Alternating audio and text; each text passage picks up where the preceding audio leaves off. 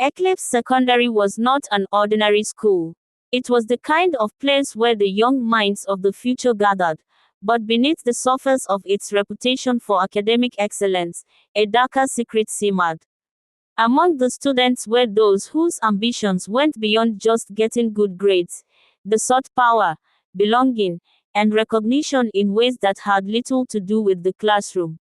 For years, Eclipse had struggled with a growing undercurrent of cultism. Secret societies had quietly infiltrated the student body, luring those most vulnerable with promises of power, protection, and camaraderie. The leaders of these societies were skilled at weaving their webs, and many students had fallen victim to their charms. It was in this toxic environment that a young girl named Amara would find herself. Amara was the only child of her parents, a bright and promising student, loved by her teachers and admired by her peers. She excelled academically, a beacon of hope for her family. Her parents, both teachers themselves, had high expectations for her. They envisioned a future of success, a future that was paved with hard work and dedication. Amara was their pride, and for the most part, she had lived up to their dreams. However, beneath the polished exterior of her perfect life, there was an undercurrent of restlessness. Amara, like many students at Eclipse, was searching for something more. She felt the pressure of perfection and began to crave excitement and the thrill of breaking free from her meticulously controlled life. Her classmates, the ones who were part of the secret societies, promised to offer that freedom, a world of no rules, no consequences, just power and influence. The most notorious group at Eclipse Secondary was the Black Serpents, a cult-like society that operated under the guise of a secret student organization. Its members were some of the brightest students, but they had a dark side that few could see. They held clandestine meetings in the dead of night, engaging in rituals and making pacts that bound them to each other in ways that went far beyond friendship. They had their own set of rules and their own twisted code of honor. Amara had first heard whispers about the Black Serpents from a group of girls in her class. At first, she had dismissed it as nonsense, thinking the stories were just rumors. But as the whispers grew louder, she couldn't ignore the pull. It was easy to see the way some of the boys and girls seemed to exude confidence, the way they were never afraid to speak their minds, the way they always seemed to be in the know. They were untouchable. One night, during a routine study session, Amara's curiosity got the better of her.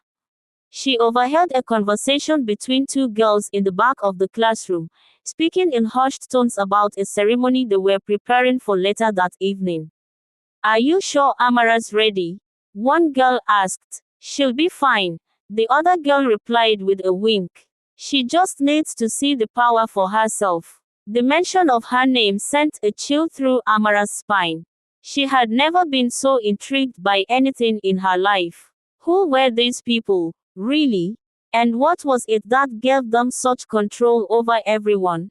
That night, she made a decision. She would sneak out and follow them. Dressed in the dark clothes she had borrowed from her best friend, Amara crept out of her house just as her parents were drifting off to sleep. The streets were quiet, the night air thick with the sounds of distant crickets. Amara's heart raced with excitement as she headed toward the secret meeting spot, an old, abandoned warehouse on the outskirts of town. When she arrived, she wasn't the only one there. Several of her classmates, both boys and girls, stood in a circle, their faces hidden in the shadows. The leader, a senior named Hope, stood at the center, his eyes gleaming with an intensity that made Amara's skin prickle. "Welcome," Hope said in a low, commanding voice. "Tonight, we bind ourselves. We become more than just students. We are the Black Serpents. We have power, we have control, and we will never be ignored." Amara felt a strange mix of fear and thrill. This was unlike anything she had ever experienced. There was something magnetic about the group, something that drew her in. As the night wore on, she became more entangled in the rituals. They made her feel like she belonged, like she was finally part of something bigger than herself. She was no longer just the dutiful daughter of her parents. She was a serpent. The more Amara participated in the cult's activities, the more she found herself drawn into their world. She started sneaking out more often, meeting with the members at night.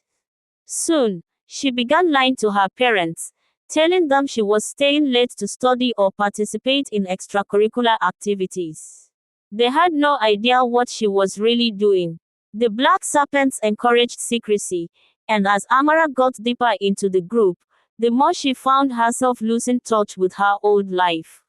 She began to ignore her studies, her friendships, and her once perfect reputation. She no longer cared about her parents' hopes for her future. What mattered now was the thrill of power, the adrenaline of living on the edge. But as time passed, the consequences of her actions began to weigh heavily on her. The Black Serpents were not the harmless group of friends she had once thought them to be.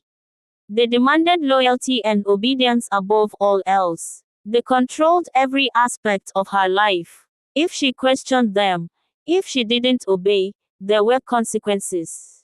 They would punish her, isolate her, make her feel worthless. And yet, Amara couldn't pull away.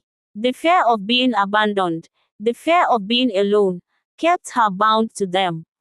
She was trapped, but she couldn't see it. She had traded the safety of her home, the love of her family, for the false promises of power and belonging. Then, one fateful night, everything spiraled out of control. The Black Serpents had planned a raid on a rival school's campus. It was supposed to be a simple act of intimidation, a way to assert their dominance.